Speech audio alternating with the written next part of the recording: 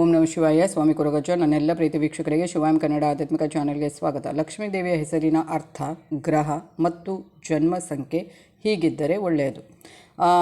ಅದು ಹೇಗಿದ್ದರೆ ಅನ್ನೋದ್ರ ಬಗ್ಗೆ ಸಂಪೂರ್ಣ ಮಾಹಿತಿ ಕೊಡ್ತಾ ಅದಕ್ಕೆ ಮುಂಚೆ ಏನು ಮಾಡಬೇಕು, ನನ್ನ ಚಾನಲನ್ನು ತುಂಬ ಮಂದಿ ನೋಡುವಂಥದ್ದು, ಸಬ್ಸ್ಕ್ರೈಬ್ ಮಾಡೋದನ್ನು ಮರೆಯುವಂಥದ್ದು. ಆಧ್ಯಾತ್ಮಿಕ ಜ್ಯೋತಿಷಕ್ಕೆ ಸಂಬಂಧಪಟ್ಟ ತುಂಬ ಒಳ್ಳೆಯ ಮಾಹಿತಿ ಇರುವಂಥ ಈ ಒಂದು ಚಾನಲ್ ಆಗಿರುತ್ತೆ. ಅದಕ್ಕೆ ಆದಷ್ಟು ನೀವೇನು ಮಾಡಬೇಕು, ನನ್ನ ಚಾನಲನ್ನು ಸಬ್ಸ್ಕ್ರೈಬ್ ಮಾಡಿ, ಹಾಗೆಯೇ ಆದಷ್ಟು ಲೈಕ್ ಮಾಡಿ, ಆದಷ್ಟು ಶೇರ್ ಮಾಡಿ. ಹಾಗೆಯೇ ನಿಮ್ಮ ಏನು ವೈಯಕ್ತಿಕ ಸಮಸ್ಯೆದು ಮುಕ್ತವಾಗಿ ಕಮೆಂಟ್ ಬಾಕ್ಸಲ್ಲಿ ಕಮೆಂಟ್ ಹಾಕಿ ರಾಶಿ ನಕ್ಷತ್ರ ತೋರಿಸಿ. ಒಂದು ವೇಳೆ ರಾಶಿ ನಕ್ಷತ್ರ ಗೊತ್ತಿಲ್ಲ ಅಂದರೆ ಪರವಾಗಿಲ್ಲ, ಡೇಟ್ ಆಫ್ ಬರ್ತ್ ನಮ್ಮ ದಿವಸ ಖಂಡಿತವಾಗಲೂ ರಾಶಿ ನಕ್ಷತ್ರವನ್ನು ಗುರುತಿಸಿ ಅದಕ್ಕೆ ತಕ್ಕ ಸೂಕ್ತ ಸುಲಭ ಪರಿಹಾರವನ್ನು ನಾನು ಅಲ್ಲೇ ಸೂಚಿಸ್ತೇನೆ. ಸಬ್ಸ್ಕ್ರೈಬ್ ಅಂತ ಒತ್ತುವಾಗ ಸೈಡಲ್ಲಿ ಬೆಲ್ ಐಕಾನ್ ಇರ್ತದೆ, ಪ್ರೆಸ್ ಮಾಡಿ ಆಲ್ ಅಂತ ಬರ್ತದೆ, ಪ್ರೆಸ್ ಮಾಡೋದನ್ನು ಮರಿಬೇಡಿ.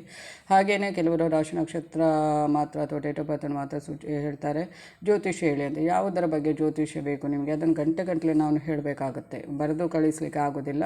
ಪರ್ಟಿಕ್ಯುಲರಾಗಿ ನಿಮಗೆ ಯಾವುದರ ಬಗ್ಗೆ ಕೇಳಬೇಕು ಅದನ್ನು ಖಂಡಿತವಾಗ್ಲೂ ಬರೆದು ಕಳಿಸಿದ್ರೆ ನಾನು ಖಂಡಿತವಾಗ್ಲೂ ಉತ್ತರಿಸ್ತೇನೆ. ಇಲ್ಲದಿದ್ದರೆ ಬೇಜಾರು ಮಾಡ್ಕೋಬೇಡಿ, ನಾನು ಪ್ರತಿ ಸಲ ಹೇಳ್ತೇನೆ, ನೀವು ಅದನ್ನೇ ಕೆಲವರು ತಪ್ಪು ಮಾಡ್ತಾನೇ ಇರ್ತಾರೆ, ಅದಕ್ಕೆ ನಾನು ಉತ್ತರ ಕೊಡೋಕ್ಕೆ ಆಗಲ್ಲ. ನಿಮ್ಮ ಸಮಸ್ಯೆ ಏನು ಅಂತ ಬರೆದು ಕಳಿಸಿ ಖಂಡಿತವಾಗ್ಲೂ ನಾನು ಉತ್ತರಿಸ್ತೇನೆ. ಹಾಗೆಯೇ ತುಂಬ ಮಂದಿ ಹೇಳ್ತೀರಿ, ನಮಗೆ ತುಂಬ ಇಷ್ಟ ಆಗಿದೆ ನಿಮ್ಮಿಂದ, ನೀವೇನು ಹೇಳಿದರೆ ಅದು ಸತ್ಯವಾಗಿದೆ, ನಿಜವಾಗಿದೆ, ತುಂಬಾ ಹೇಳ್ತೀರಿ, ಒಂಥರ ಮನಸ್ಸಿಗೆ ಶಾಂತಿ ಸಿಗುತ್ತೆ ನೀವೇನಾದರೂ ನಮಗೆ ಒಂದು ಒಳ್ಳೆಯ ರೀತಿಯಲ್ಲಿ ಅದಕ್ಕೆ ಉತ್ತರ ಕೊಟ್ಟಾಗ, ಹಾಗೆ ಹೀಗೆ ಅಂತ ತುಂಬ. ಖಂಡಿತವಾಗ್ಲೂ ನಾನು ನಿಮಗೆ ಯಾವಾಗಲೂ ಚಿರಋಣಿ ಆಗಿರ್ತೇನೆ. ನನ್ನಿಂದ ಏನು ಸಾಧ್ಯನೋ ಖಂಡಿತವಾಗ್ಲೂ ಅದನ್ನು ಮಾಡೇ ಮಾಡ್ತೇನೆ. ಹಾಗೆಯೇ ನಾನು ನಿಮ್ಮ ಜೊತೆ ಯಾವತ್ತೂ ಇರ್ತೇನೆ. ನಾನು ನಂಬಿರುವ ಶಿವದೇವರ ಕೊರಗಜ್ಜ ದೈವದ ಆಶೀರ್ವಾದನೂ ಇರುತ್ತೆ. ಖಂಡಿತವಾಗ್ಲೂ ಮುಕ್ತವಾಗಿ ಏನೇ ಸಮಸ್ಯೆ ಇದ್ದರೂ ನನ್ನ ಜೊತೆ ಕೇಳಿ ಅಂತ ಹೇಳ್ತಾ, ಹೆಣ್ಣು ಮಗುವಿಗೆ ಇಡುವ ಹೆಸರುಗಳಲ್ಲಿ ಲಕ್ಷ್ಮೀದೇವಿಗೆ ಸಂಬಂಧಿಸಿದ ಹೆಸರುಗಳು ಹೆಚ್ಚಾಗಿರುವಂಥದ್ದು. ನೀವು ನಿಮ್ಮ ಮಗುವಿಗೆ ಲಕ್ಷ್ಮೀದೇವಿಯ ಹೆಸರನ್ನು ಇಡುವುದಾದರೆ ಅಥವಾ ಈಗಾಗಲೇ ನಿಮ್ಮ ಮಗುವಿಗೆ ಲಕ್ಷ್ಮೀದೇವಿಯ ಹೆಸರನ್ನು ಇಟ್ಟಿದ್ದರೆ ಈ ಹೆಸರಿನ ಅರ್ಥ, ಲಕ್ಷ್ಮೀದೇವಿಯ ಹೆಸರು ಯಾವ ಗ್ರಹ, ಯಾವ ಜನ್ಮ ಸಂಖ್ಯೆಯನ್ನು ಹೊಂದಿರುತ್ತೆ. ನಾವು ಪೂಜಿಸುವ ತ್ರಿಮೂರ್ತಿ ದೇವರುಗಳ ಪತ್ನಿಯರನ್ನು ತ್ರಿಮೂರ್ತಿ ದೇವತೆಗಳು ಅಂತ ಕರೆಯಲಾಗುತ್ತೆ. ಪಾರ್ವತಿ, ಲಕ್ಷ್ಮಿ ಮತ್ತು ಸರಸ್ವತಿ, ಇವರನ್ನು ತ್ರಿಮೂರ್ತಿ ದೇವತೆಗಳು ಅಂತಲೇ ಗುರುತಿಸಲಾಗುತ್ತೆ. ಈ ಮೂರು ದೇವತೆಗಳಲ್ಲಿ ಲಕ್ಷ್ಮೀದೇವಿ ಸೃಷ್ಟಿಯ ಸಂರಕ್ಷಣಾದ ಭಗವಾನ್ ವಿಷ್ಣುವಿನ ಪತ್ನಿ. ಇವರನ್ನು ಹಣ, ಸಂಪತ್ತು, ಸಮೃದ್ಧಿನ ಪಡೆದುಕೊಳ್ಳುವುದಕ್ಕಾಗಿ ಆರಾಧನೆ ಮಾಡಲಾಗುತ್ತೆ. ಲಕ್ಷ್ಮೀದೇವಿಯ ಕುರಿತಾದ ಕೆಲವು ವಿಚಾರಗಳನ್ನು ನೋಡೋಣ. ಸಾಮಾನ್ಯವಾಗಿ ಹಿಂದೂ ಧರ್ಮದಲ್ಲಿ ಹೆಣ್ಣು ಮಗು ಜನಿಸಿದಾಗ ಅದು ಆ ಕುಟುಂಬದ ಲಕ್ಷ್ಮಿ ಅಂತ ಗುರುತಿಸಲಾಗುತ್ತೆ. ಈ ಕಾರಣಕ್ಕಾಗಿ ಹೆಣ್ಣು ಮಗುವಿಗೆ ಹೆಚ್ಚಾಗಿ ಲಕ್ಷ್ಮೀದೇವಿಯ ಹೆಸರನ್ನು ಅಥವಾ ಲಕ್ಷ್ಮೀದೇವಿಗೆ ಹೋಲುವ ಹೆಸರನ್ನು ಇಡಲಾಗುತ್ತೆ. ಲಕ್ಷ್ಮಿ ಎಂದು ಹೆಸರು ಪಡೆದವರ ಮೇಲೆ ಲಕ್ಷ್ಮೀದೇವಿಯ ಆಶೀರ್ವಾದ ಯಾವಾಗಲೂ ಇರುತ್ತೆ ಎಂಬುದು ಇದಕ್ಕೆ ಇನ್ನೊಂದು ಕಾರಣವಾಗಿರುತ್ತೆ. ಲಕ್ಷ್ಮಿ ಎಂಬುದರ ಅರ್ಥ ಏನು ಅಂದರೆ, ಲಕ್ಷ್ಮಿ ಎಂಬ ಹೆಸರಿನ ಅರ್ಥ ಸಂಪತ್ತು, ಸಮೃದ್ಧಿಯ ದೇವತೆ. ಅಲ್ಲದೆ ಲಕ್ಷ್ಮಿ ಎಂಬ ಹೆಸರಿಗೆ ಅದೃಷ್ಟ ಎನ್ನುವ ಹೆಸರನ್ನು ಕೂಡ ನೀಡಲಾಗಿದೆ. ಅವಳು ಅದೃಷ್ಟ ಮತ್ತು ಯಶಸ್ಸಿನ ದೇವತೆಯಿಂದ ಗುರುತಿಸಿಕೊಂಡಿರುವಂಥದ್ದು. ಈ ಹೆಸರು ಖಂಡಿತವಾಗಿ ವ್ಯಕ್ತಿಯ ಮೇಲೆ ಪ್ರಭಾವ ಬೀರುವಂಥದ್ದು. ಹಾಗೆಯೇ ನಿಮ್ಮ ಪ್ರೀತಿಯ ಮಗಳಿಗೆ ಲಕ್ಷ್ಮಿಯನ್ನು ಹೆಸರನ್ನು ಅಂದರೆ ನಿಮಗೆ ಇಷ್ಟ ಇದ್ದರೆ ಇಡಬಹುದು. ಹಾಗೆಯೇ ಲಕ್ಷ್ಮಿ ಎಂಬ ಹೆಸರಿನ ಜನರ ರಾಶಿಚಕ್ರ ಚಿಹ್ನೆ ಮೇಷರಾಶಿ ಆಗಿರಬೇಕು. ಮೇಷರಾಶಿ ಹುಡುಗಿಯರಿಗೆ ಲಕ್ಷ್ಮೀದೇವಿ ಹೆಸರನ್ನು ಇಡುವುದು ತುಂಬಾ ಪ್ರಯೋಜನಕಾರಿ. ಮೇಷರಾಶಿ ಹುಡುಗಿಯರು ಧೈರ್ಯಶಾಲಿ, ಆತ್ಮವಿಶ್ವಾಸಿಗಳು, ಮಹತ್ವಾಕಾಂಕ್ಷೆಯುಳ್ಳವರು ಮತ್ತು ಕುತೂಹಲದಿಂದ ಕೂಡಿರುವವರು ಆಗಿರ್ತಾರೆ. ಹಾಗೂ ಲಕ್ಷ್ಮೀದೇವಿ ಹೆಸರನ್ನು ಇಟ್ಟುಕೊಂಡಿರುವ ಹುಡುಗಿಯರು ವಿಶೇಷವಾದ ನಾಯಕತ್ವ ಗುಣಗಳನ್ನು ಹೊಂದಿರ್ತಾರೆ ಮತ್ತು ಈ ಗ್ರಹದಲ್ಲಿ ಜನಿಸಿರಬೇಕು. ಲಕ್ಷ್ಮಿ ಎಂಬ ಹೆಸರಿನ ಹುಡುಗಿಯರನ್ನು ಆಳುವ ಗ್ರಹ ಮಂಗಳ.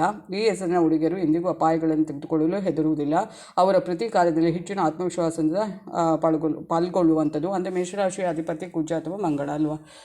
ಹಾಗೆಯೇ ಇದು ಅವರ ಜನ್ಮ ಸಂಖ್ಯೆ ಆಗಿರಬೇಕು. ಲಕ್ಷ್ಮೀ ಹೆಸರಿನ ಹುಡುಗಿಯರ ಅದೃಷ್ಟ ಸಂಖ್ಯೆ ಎಷ್ಟಾಗಿರುತ್ತೆ ಅಂದರೆ 9 ಆಗಿರುತ್ತೆ. ಈ ಸಂಖ್ಯೆ ಹುಡುಗರು ಎಲ್ಲ ರೀತಿಯ ಸವಾಲುಗಳನ್ನು ತೆಗೆದುಕೊಳ್ಳಲು ಸಿದ್ಧರಾಗಿರ್ತಾರೆ. ಹಾಗೆಯೇ ಈ ಹುಡುಗಿಯರ ಮನಸ್ಸು ತುಂಬ ವೇಗವಾಗಿ ಕೆಲಸ ಮಾಡುತ್ತೆ. ನಾನು ಈಗಾಗಲೇ ಹೇಳಿದೆ, ಅಂದರೆ ಲಕ್ಷ್ಮಿ ಅಂತಲ್ಲ, ಕೆಲವರಿಗೆ ಸರಸ್ವತಿ, ಪಾರ್ವತಿ, ಏನೇನೋ ಒಂದು ದೇವರುಗಳಿಗೆ ಸಂಬಂಧಪಟ್ಟ ಗಂಡಸರಿಗಾಗಲಿ ಹೆಂಗಸರಿಗಾಗಲಿ ಆ ಥರ ಮಗು ಹುಟ್ಟಿದಾಗ ಹೆಣ್ಣಾಗಲಿ ಗಂಡಾಗಲಿ ಅಂಥರ ಹೆಸರುಗಳನ್ನು ಇಡುವಂಥದ್ದು. ಅಂದರೆ ದೇವರಿಗೆ ಸಂಬಂಧಿಸಿದ ಮುಂಚಿನ ಕಾಲದಲ್ಲೆಲ್ಲ ತುಂಬ ಇತ್ತು ಅದು.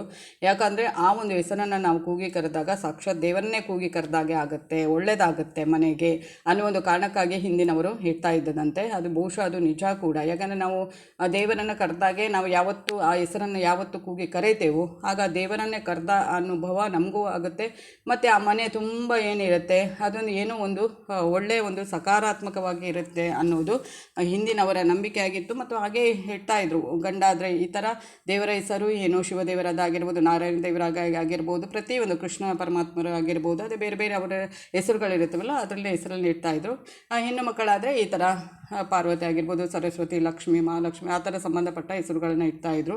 ಖಂಡಿತವಾಗ್ಲೂ ಅದರಿಂದ ಒಂದು ಮನೆಗೆ ಒಳ್ಳೆಯದಾಗುವಂಥದ್ದು. ಆ ಮಕ್ಕಳ ಹೆಸರನ್ನು ಕರೆದಾಗ ಮನೆಯಲ್ಲಿ ಏನೋ ಒಂದು ಸಕಾರಾತ್ಮಕ ಒಂದು ಶಕ್ತಿ ನೆಲೆಸುತ್ತೆ ಮತ್ತು ದೇವರ ಹೆಸರನ್ನು ಹೆಸರನ್ನು ನಾವು ಪದೇ ಪದೇ ಕೂಗಿದಾಗೆ ಆಗುತ್ತೆ, ನಮಗೆ ಅವರ ಆಶೀರ್ವಾದ ಸಿಗುತ್ತೆ ಅನ್ನೋ ಒಂದು ಈಗಲೂ ಇದೆ ಆ ನಂಬಿಕೆ, ಈಗಲೂ ಇಡುವಂಥದ್ದು, ಈಗಿನ ಮಕ್ಕಳಿಗೂ ಇಡುವಂಥದ್ದು. ಖಂಡಿತವಾಗ್ಲೂ ಅದು ಹೌದು ಅಂತಲೇ ಹೇಳಬಹುದು, ಖಂಡಿತವಾಗ್ಲೂ ಹೌದು ಕೂಡ. ಹಾಗೆಯೇ ಈ ಥರ ಒಂದು ಹೆಸರನ್ನು ಇಟ್ಟರೆ ಯಾವ ಥರ, ಲಕ್ಷ್ಮೀ ದೇವಿಯ ಒಂದು ಇಟ್ಟರೆ ಯಾವ ಥರ ಅಂತ ನಿಮಗೆ ಮಾಹಿತಿ ಸಿಕ್ಕಿರಬಹುದು. ಈ ಥರ ಒಂದು ಆಧ್ಯಾತ್ಮಿಕಕ್ಕೆ ಅಥವಾ ಜ್ಯೋತಿಷ್ಯಕ್ಕೆ ಸಂಬಂಧಪಟ್ಟ ಅರ್ಥಪೂರ್ಣ ಹಿತನುಡಿಯನ್ನು ಬದುಕಿಗೆ ಏನು ಬೇಕು ಅಂತಹ ವಿಡಿಯೋಗಳಿಗೆ ನನ್ನ ಚಾನಲನ್ನು ಆದಷ್ಟು ಸಬ್ಸ್ಕ್ರೈಬ್ ಮಾಡಿ ಅಂತ ಹೇಳ್ತಾ ಧನ್ಯವಾದಗಳು.